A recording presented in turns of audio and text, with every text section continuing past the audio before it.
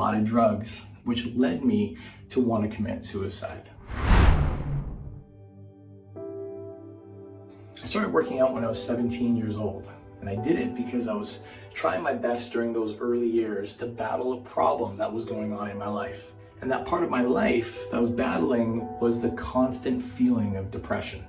Without understanding what depression was, why it was there, why it even existed, I just knew that that was something I was living with because I hated myself. I hated everything I was doing, and it was really hard to stay happy. I mean, that sounds crazy, I know, but that's exactly how I started. So I stayed in my workout regimen all the way up until 22 years old. But what happened at 22 was that life started to take some major turns. I started having more challenging experiences that I really wasn't prepared for. And what happened was, instead of learning how to overcome those challenges, I ended up getting hooked on going out late at night, always partying, going to clubs, getting really drunk, which led me to deeper depression, and eventually getting hooked on a lot of drugs, which led me to want to commit suicide. Well, at 25 years old, I had hit rock bottom. I had nothing left. I woke up one morning out on the street after trying to kill myself and not succeeding, and realizing that I've got one of two options. Either one, I finish the job, or number two, I figure out a way to pick myself up. Well, it didn't take too long for my brain to say, hey, Allan, get your ass up. It's time to do something about this. And that's when I started to seek out someone who could help me, a trainer, a teacher, someone who was living a life that I wanted, but I just didn't believe I deserved, and I didn't believe that I was capable of. But something in me said, hey man, if you don't try, you're gonna be stuck in this place for the rest of your life. And if you stay here, you might not live very long. Well, luckily, I found myself a trainer. And one of the first things that he did is he actually started teaching me how to control my mind. But he did that through helping me restructure my body. At first, I was pretty resistant. I kind of looked at him and said, hey, why are you gonna make me work out? I need to change the way I think. My thinking is screwing up my life, not my body. My body sucks, but I wanna fix this. He basically said to me, hey, Allan, look, if you have a weak body, chances are you're probably gonna have a weak mind. And helping your life grow is never easy.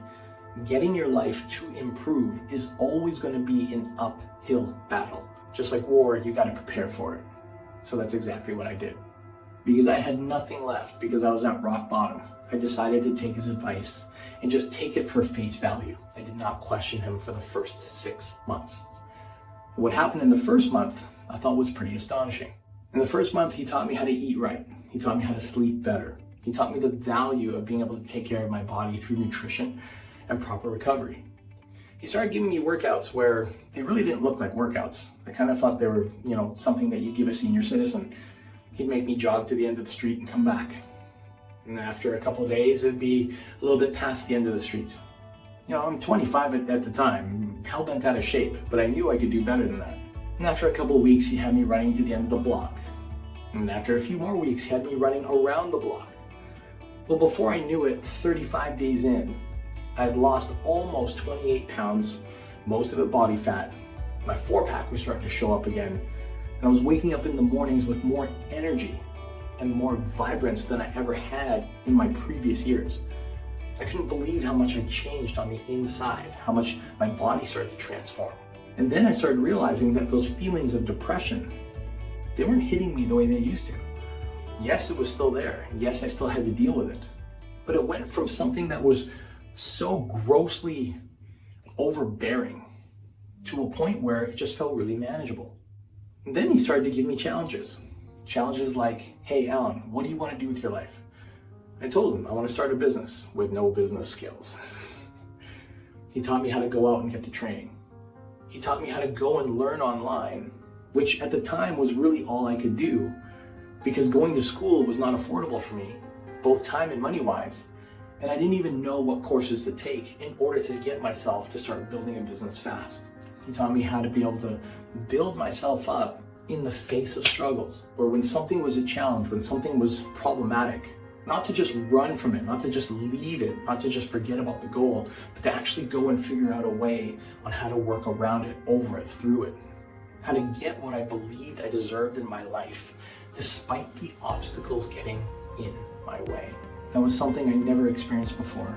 I would always go for things that I thought I could reach, never really trying my best to really go for that next thing, that next level thing in my life.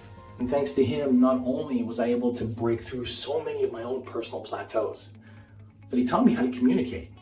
He taught me that there's more value in first taking care of myself, but then being able to take that knowledge and pass that on to other people. So by 2009, I became a trainer. I started teaching people in self-defense and in fitness.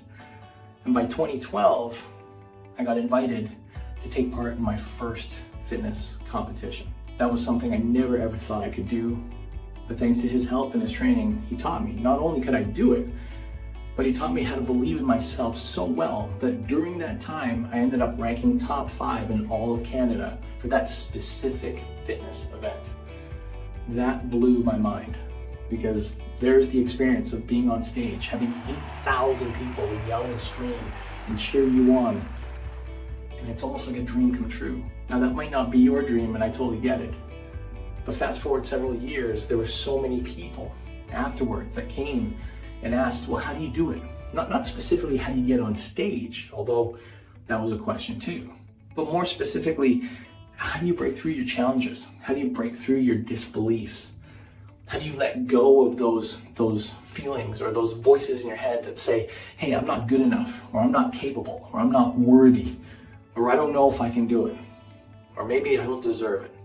There's so many of us that have to listen to that voice inside of our head over and over again. And his training taught me how to shut that inside my own brain.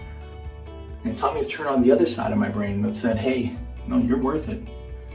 You're valuable. You're important. You deserve this.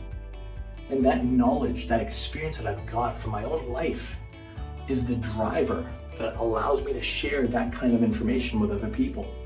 One of the things I live for today is seeing people break through their own plateaus.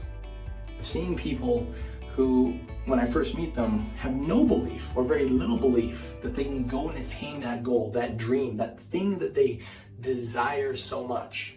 And to help them produce the mindset and the belief set that no, it's not impossible for you, it's possible.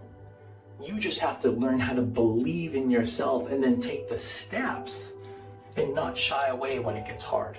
Fast forward to today, I've been able to help literally thousands of people ever since June of 2009, when I first started becoming an official coach and trainer in the wellness or in the fitness industry.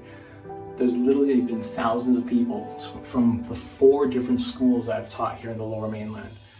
Many of them moving on to acquiring the careers that they want, whether it's taking part in law enforcement or preparing for military, or just getting themselves back in shape because they're going through a rough time in the relationship and they want to feel better about themselves. Or they had to let go of their previous relationship and they have to get back out there in the market as a single man or woman, and they want to feel the best that they can. That's what I get up for every single morning. If you can relate to any part of my story, just go ahead, leave me a comment, or drop your favorite emoji down below.